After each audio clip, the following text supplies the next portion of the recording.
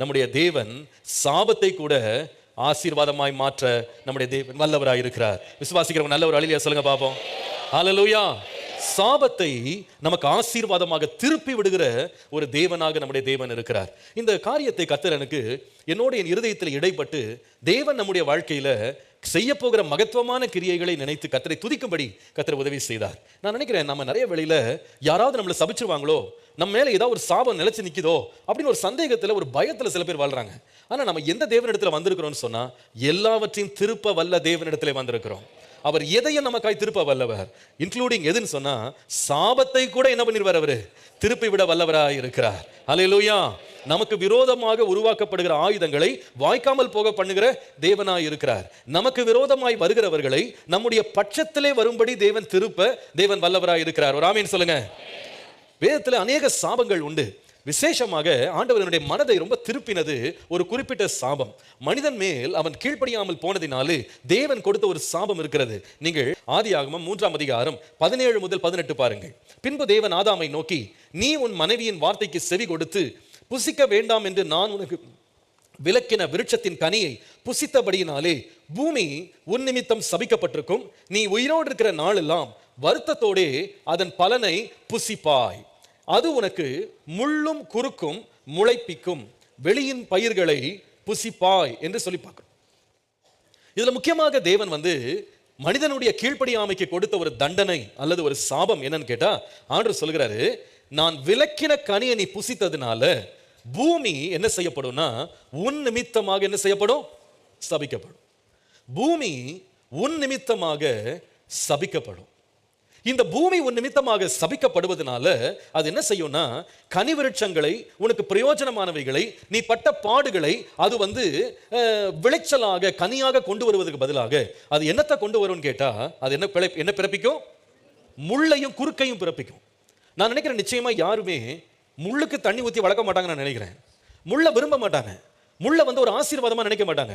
நம்முடைய வீடுகள் ஏதாவது முள்ளு முறைச்சா கூட ஒன்று நாமளே எடுத்துருவோம், அல்லது எடுக்கிறதுக்கு யாராவது ஒரு ஆள் அரேஞ்ச் பண்ணி, இந்த முள்ளு எனக்கு ரொம்ப தொந்தரவா இருக்குன்னு சொல்லி நம்ம எப்படியாவது எடுக்க தான் ட்ரை பண்ணுவோம். அதிகபட்சம் நம்ம முள்ளை விட்டு வச்சிருப்போம் அப்படின்னா எந்த மாடோ எந்த மிருகமோ நமக்குள்ள வந்துடாதபடி வேலிக்காக தான் பயன்படுத்துவோமே தவிர விளைச்சலுக்காக நம்ம பயன்படுத்த மாட்டோம். ஆனா தேவன் இந்த முட்செடிகளை, தேவன் இந்த குறுக்குகளை, முட்களை தேவன் மனிதன் கீழ்ப்படியாமல் போனதுனால தேவன் அவனுக்கு ஒரு சாபமாக கொடுத்தார். அப்போ இந்த முட்கள் இந்த உலகத்தில் பார்த்தீங்கன்னா ஒரு சாபக்கேடாக வந்தது. ஆனால் நீங்கள் பார்ப்பீர்களானா, இந்த முட்கள் எந்த இடத்திலையுமே ஒரு கனத்திற்குரியதாகவோ புகழ்ச்சிக்குரியதாகவோ ஒரு விதமான ஆசீர்வாதத்துக்கு ஏற்றதாகவோ வேதம் முழுவதும் எங்கேயும் எழுதப்படாவிட்டாலும், இந்த முட்களை கூட தேவன் நமக்கு ஆசீர்வாதமாய் தேவன் மாற்ற வல்லவராய் இருக்கிறார். விசுவாசிக்கிறோம் நல்ல ஒரு அழிலியா சொல்லுங்க பார்ப்போம். என்னுடைய வாழ்க்கையில் இருக்கும் முட்களை தேவன் ஆசீர்வாதமாக மாற்ற வல்லவராய் இருக்கிறார். தேவன் தம்முடைய பிள்ளைகளுக்கு தீமையாய் தோன்றுகிறத கூட என்னவா மாற்றிடுறாரு, விசுவாசத்தோட சொல்லுங்க, நன்மையாக மாற்றுகிறார். அல்லேலூயா. ஆகவேதான் ஆதியாகமம் 50ஆம் அதிகாரம் 20ஆம் வசனத்துல யோசேப்பு சொல்லும் பொழுது அவர் சொல்லுவாரு, நீங்கள் எனக்கு தீமை செய்ய நினைத்தீர்கள், தேவனோ இப்பொழுது நடந்து வருகிறபடியே வெகு ஜனங்களை உயிரோடே காக்கும்படி அதை எப்படி முடிய பண்ணினார். அல்லேலூயா. ஆரம்பம் எப்படி வேணா இருக்கலாம், மனிதனுடைய திட்டங்கள் என்ன வேணாலும் இருக்கலாம், உருவாக்கப்படுகிற ஆயுதங்கள் எப்படி வேணுமானாலும் இருக்கலாம், ஆனா முடிவை நன்மையாக முடிய பண்ணுகிற ஒரு ஜீவனுள்ள தேவன் இருக்கிறார். அல்லேலூயா. அவர் செய்ய நினைத்தது தடைபடாது. நம்ம கர்த்தரால் அழைக்கப்பட்டவர்களாய் அவர்கள் அன்பு கூறுவர்களாய் இருப்போமானால், அவருடைய வார்த்தையை செவி கொடுக்கிறவர்களாய் இருப்போமானால், நம்முடைய வாழ்க்கையில கர்த்தர் எல்லாமே நன்மைக்காகவே செய்கிறார். சில வேளையில நம்ம நினைக்கிறோம், நன்மனா இப்படி இருக்கணும், தீமனா அப்படி இருக்கும். ஆனா தேவனுடைய பிள்ளைக்கு எல்லாமே நன்மைதான், எல்லாமே நன்மைதான். அல்லேலூயா. கனிமரமும் நன்மைதான், முட்செடியும் நன்மைதான். தேவன் நமக்கு எல்லாவற்றையும் நன்மையாய் மாற்றுவார். நீங்க அதை விசுவாசிக்கணும். நீங்க தேவனால் அழைக்கப்பட்டவர்கள், தேவனிடத்தில் அன்பு கூறுவர்கள். எல்லாரும் அழையா சொல்லுங்க பாப்போம். அல்லேலூயா. நீங்க தேவனால் அழைக்கப்பட்ட நாம் தேவனிடத்தில் அன்பு கூறுவர்களா இருந்தா முள்ள பார்த்து பயப்பட வேண்டாம், முள்ள பார்த்து நீங்க கவலைப்பட வேண்டாம். சில பேர் சொல்லுவாங்க, பாஸ்டர் இவங்க ஏதோ எனக்கு வச்சுட்டாங்க பாஸ்டர், அவங்க என்ன எனக்கு செஞ்சுட்டாங்க பாஸ்டர், அவங்க முகத்தில் என்ன சபிச்சுட்டாங்க பாஸ்டர், எனக்கு விரோதமாக நிறைய தீமை செஞ்சுட்டே இருக்காங்க பாஸ்டர், பிணைச்சிக்கிட்டே இருக்காங்க பாஸ்டர், எப்பொழுதுமே தீமை யோசிச்சுட்டே இருக்காங்க. அவங்க என்னன்னா யோசிச்சுட்டு போடுங்க, அவன் என்னன்னா செஞ்சுட்டு போட்டோம், தீமையே அவன் பிணைச்சு தீமைன்னே அவன் நினைச்சு செஞ்சாலும் கர்த்தர் முடிவை எப்படி மாற்றிடுவாரு. விசுவாசிக்கிறவங்க நல்ல ஒரு அழிவை சொல்லுங்க பார்ப்போம். அல்லேலூயா. ஆகவே நான் எக்காலத்திலும் கர்த்தரை ஸ்தோத்திரிப்பேன். அவருடைய துதி எப்போதும் வாயில இருக்கும். எந்த நிலையிலேயும் நாளிலேயும் எந்த ஒரு சந்தர்ப்பத்தையும் பார்த்து நான் கவலைப்பட போறதும் இல்லை, நான் பயப்பட போறது இல்லை. எனக்கு ஒரு நிச்சயம் இருக்கு, என் தேவன் எல்லாவற்றையும் நன்மையாய் முடிய பண்ணுவார். எல்லாவற்றையும் நன்மையாய் முடிய பண்ணுவா. நான் ஒன்னே ஒன்று செய்யணும், அவருடைய தீர்மானத்தின்படி அழைக்கப்பட்டிருக்கணும், அவரிலே மாத்திரம் அன்பு கூறணும். அவர் அன்பு கூறுகிறதுனா என்ன? ஒருவன் தேவனில் அன்பு கூறுகிறவனா இருப்பான், ஆனால் அவருடைய கற்பனைகளின்படி செய்வான். நாம் கர்த்தருக்கு கீழ்ப்படிந்து நடப்போமானா நமக்கு விரோதமாக முட்கள் எழுப்பப்பட்டாலும் அந்த முட்களையும் தேவன் நன்மையாக மாற்றுவார். சில வேளையில் தேவன் கொடுக்கிற சில ஆசீர்வாதங்களே நமக்கு ஒருவேளை சாபம் மாதிரி தெரியும், பிரச்சனை மாதிரி தெரியும், வேதனை மாதிரி தெரியும். ஆனா முடிவையோ தேவன் நன்மையாகவே மாற்றுவார். தேவன் மகிமையாய் முடிய பண்ணுவார். தேவன் நமக்கு ஆசீர்வாதமாக மாற்றக்கூடிய 3 முட்கள் உங்களோடு பேச போறேன். இன்னைக்கு என்னுடைய செய்தியின் தலைப்பு ஆசீர்வதிக்கப்பட்ட முட்கள். அல்லேலூயா. என்ன முட்கள்? ஆசீர்வதிக்கப்பட்ட முட்கள். என்னோட வாழ்க்கையில சபிக்கப்பட்ட முட்கள்லாம் கிடையாது. கர்த்தர் முட்களையே அனுமதித்தாலும் அவை எல்லாவற்றையும் ஆசீர்வாதத்துக்காகவே தேவன் முடிய பண்ணுகிறார். அல்லேலூயா. 3 முட்களை கொண்டு வர்றேன். நமக்கு எல்லாருக்கும் சிலது ரொம்ப தெரிந்த முட்கள் தான். ஆனா இந்த முட்களை கர்த்தர் இன்றைக்கு ஆசீர்வாதமாய் மாற்றுகிறார் என்று விசுவாசிங்க. முதலாவது 2 கொரிந்தியர் 12ஆம் அதிகாரம் 7 முதல் 10. அன்றியும் எனக்கு வெளிப்படுத்தப்பட்டவைகளுக்குரிய மேன்மை நிமித்தம் நான் என்னை உயர்த்தாதபடிக்கு என் மாமிசத்திலே ஒரு முள் கொடுக்கப்பட்டிருக்கிறது. என்னை நான் உயர்த்தாதபடிக்கு அது என்னை குட்டும் சாத்தானுடைய தூதனாய் இருக்கிறது. அது என்னை விட்டு நீங்கும்படி நான் 3 தரம் கர்த்தரிடத்தில் வேண்டிக் கொண்டேன். அதற்கு அவர், என் கிருபை உனக்கு போதும், பலவீனத்திலே என் பலம் பூரணமாய் விளங்கும் என்றார். ஆகையால் கிறிஸ்துவின் வல்லமை என்மேல் தங்கும்படி என் பலவீனங்களை குறித்து நான் மிகவும் சந்தோஷமாய் மேன்மை பாராட்டுவேன். அந்தபடி நான் பலவீனமாய் இருக்கும் போதே பலமுள்ளவனாய் இருக்கிறேன். ஆகையால் கிறிஸ்துவின் நிமித்தம் எனக்கு வரும் பலவீனங்களிலும் நிந்தைகளிலும் நெருக்கங்களிலும் துன்பங்களிலும் இடுக்கண்களிலும் நான் பிரியப்படுகிறேன். கர்த்தருடைய பரிசுத்த நாமத்திற்கு மகிமை உண்டாவதாக. இங்கே ஒரு முள்ளை குறித்து நாம் வாசிக்கிறோம். இந்த முள் யாருக்கு வந்ததுன்னா அப்போஸ்தலனாகிய பவுலுக்கே வந்தது.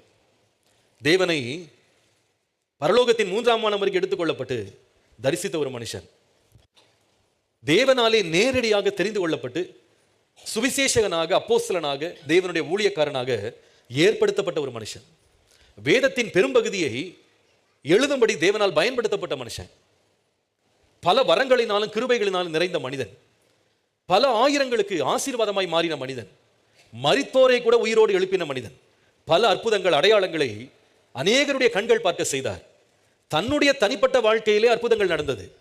கொடிய சர்ப்பம் கையிலே கடித்த போது கூட சாதாரண பூச்சியை போல உதறி போட்டு ஜீவனோடு தப்புவிக்கப்பட்ட ஒரு மனுஷன். அவருடைய வார்த்தைகளை கேட்பதற்கு எல்லாரும் வாஞ்சியா இருந்தாங்க. சபைகளின் பக்தி விருத்திக்காக தேவனால் பயன்படுத்தப்பட்ட ஒரு மிகப்பெரிய தேவதாசன். ஆனா அவர் சொல்றாரு, என் வாழ்க்கையில் என்ன இருக்கு? முள் இருக்கு. என் வாழ்க்கையில் ஒரு முள். அதுவும் சொல்லும்போது ரொம்ப ஸ்பெசிஃபிக்காவே சொல்றாரு.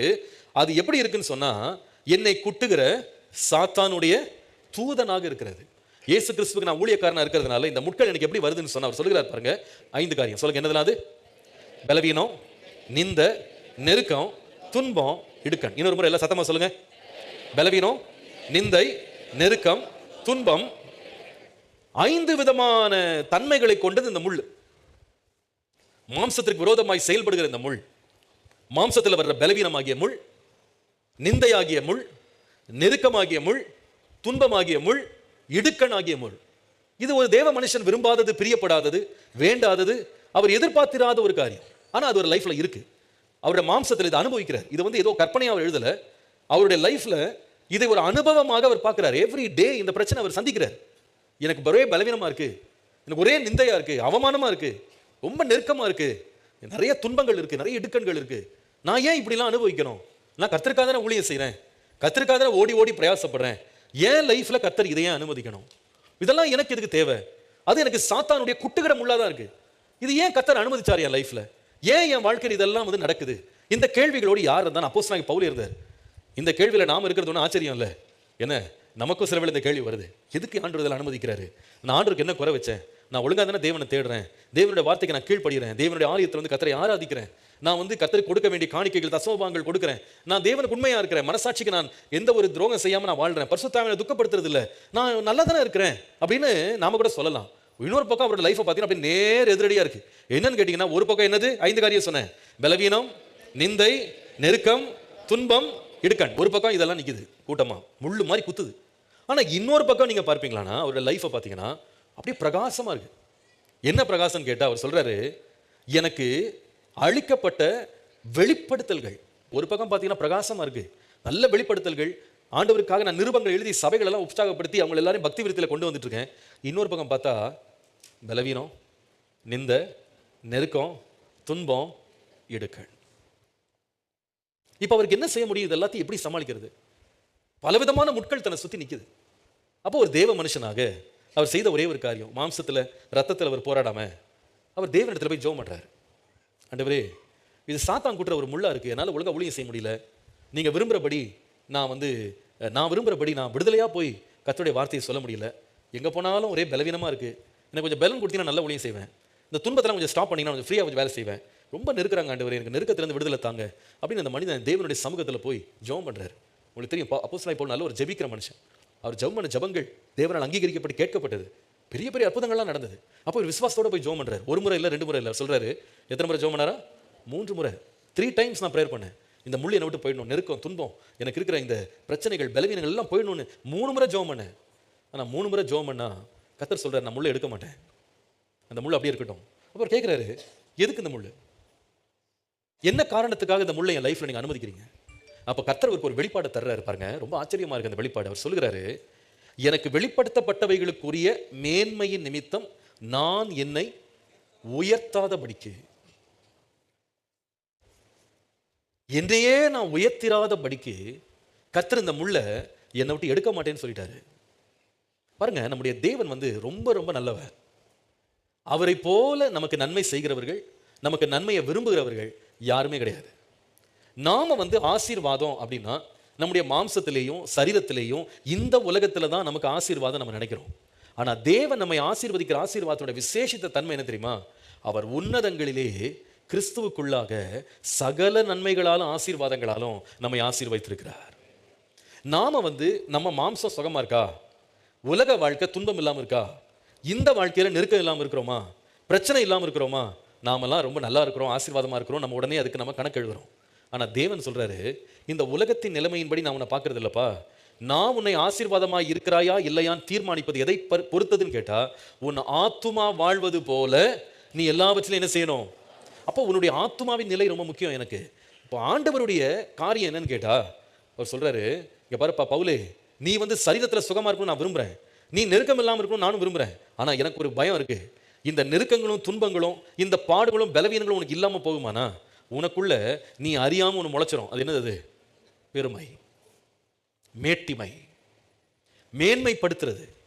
இந்த சுபாவம் உனக்குள்ள வந்துருச்சுன்னா நான் உன் பட்சத்தில் இருக்க முடியாது, நான் உனக்கு விரோதியா மாறிடுவேன்.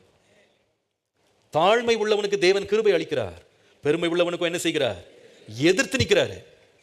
அப்ப பவுலுக்கு ஆண்டவர் ஒன்று சொல்ல விரும்பினார், இங்க பாருப்பா, நீ என்ன வெளிப்படுத்தல் பெற்றிருந்தாலும் சரி, கடைசி நாளில் உனக்கு நான் எதிர்த்து நிற்கணும்னு நான் விரும்பல, உன் பட்சத்தில் நிற்கணும்னு விரும்புகிறேன். ஆனால் உனக்கு எதிராக நான் வந்துடாதபடி உனக்குள்ள என்ன வந்துடக்கூடாதுன்னா பெருமை வந்துடக்கூடாது. உன்னுடைய நலனை கருதி, உன்னுடைய நித்திய ஆசீர்வாதத்தை கருதி, என்னோடு நீ வைத்திருக்கிற நல் உறவை கருதி நான் என்ன பண்ணுறேன்னா அந்த முள்ளை வச்சிருக்கிறேன். இந்த முள் உனக்கு கண்களால் பார்த்தீங்கன்னா, கொஞ்சம் யோசித்தினா அது உனக்கு எப்படி தான் தெரியும்னா, பாடா தெரியும், துன்பமாக தெரியும், நிந்தையாக தெரியும், அவமானமாக தெரியும், அது உனக்கு நெருக்கமாக தெரியும். ஆனால் நீ நல்லா கவனித்துக்கொள், இந்த முள்ளு தான் உன்னை எனக்கு பிரியமானவனாக வைத்திருக்கிறது. இந்த முள்ளினால நீ கரைபடாமல் இருக்கிற, இந்த முட்களின் நெருக்கத்தினால தான் உன் இருதயம் எனக்கு பிரியமாக இருக்கு. என்னுடைய சித்தத்திற்குள்ளே நீ நிற்கிற, என்னுடைய பரிசுத்தத்தை நீ காத்துக்கொள்கிற, எனக்காக நீ ஜீவிக்கிற, என்னோடு இருக்கிற, நான் உன் பட்சத்தில் இருக்கிறேன். அல்லேலூயா.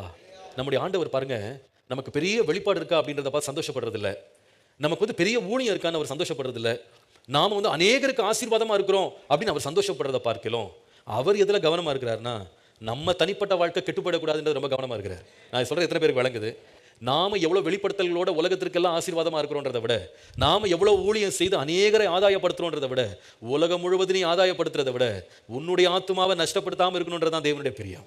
உலகத்தில் இருக்கிறவங்க இன்னும் வெளிப்படுத்தல் வேணும், இன்னும் சத்தியங்கள் வெளிப்படுத்தப்படணும், இன்னும் உங்களால் நன்மை உண்டாகணும், உங்க ஊழியம் வளரணும் அப்படின்னு உலகெல்லாம் ஜெபிச்சுட்டு இருக்கலாம். ஆனால் கர்த்தர் ஒரு ஊழியனை நேசிக்கும் போது, அவனை அழைக்கும் போது, முதலாவது எதை ஆதாயப்படுத்த விரும்புகிறார்னா அவனை ஆதாயப்படுத்த விரும்புகிறார், அவனை நேசிக்கிறார்.